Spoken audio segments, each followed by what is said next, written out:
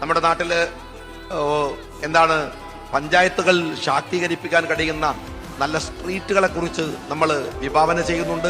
അത് വരാൻ പോവാണ്. ഓൺലൈനിൽ ഇനി ഗ്രാമസഭ ചേരാൻ പോവാണ്. അതിന്റെ വിജ്ഞാപനങ്ങളൊക്കെ വരികയാണ്. ഗൾഫിലുള്ളവനും നമ്മുടെ നാട്ടിലെ ഗ്രാമസഭയിൽ പങ്കെടുക്കും. ബെഡ് റിഡനായി കിടക്കുന്ന ആളുകൾ നമ്മളെ ഗ്രാമസഭയിൽ പങ്കെടുക്കും. ഈ എല്ലാ മനുഷ്യരുടെയും സർക്കാരാണിത്.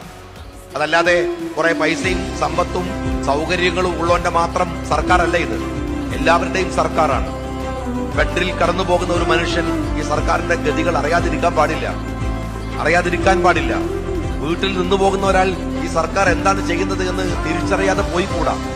ഗൾഫിലായതുകൊണ്ട് അവൻ ഈ നാട്ടിൽ നടക്കുന്ന സംഭവങ്ങളിൽ പങ്കാളിയാവാതിരിക്കാൻ പറ്റാതിരുന്നുകൂടാ. അതുകൊണ്ട് ഗ്രാമസഭ നടക്കുന്നിടത്ത് ഗൾഫിൽ നിന്ന് റൂമിലിരുന്ന് അവൻ നിങ്ങളുടെ ഗ്രാമസഭയിൽ പങ്കെടുക്കുന്ന ഓൺലൈൻ ഗ്രാമസഭകൾ വരാൻ പോവുകയാണ്. അങ്ങനെ തുടങ്ങിയിട്ട് സമഗ്രമായ മാറ്റങ്ങൾ നമ്മുടെ നാട്ടിൽ ഉണ്ടാകും. അതിനുവേണ്ടി നിങ്ങൾ പ്രാർത്ഥിക്കണം, നിങ്ങൾ പ്രവർത്തിക്കണം, നിങ്ങളുടെ സഹായം ഉണ്ടാകണം.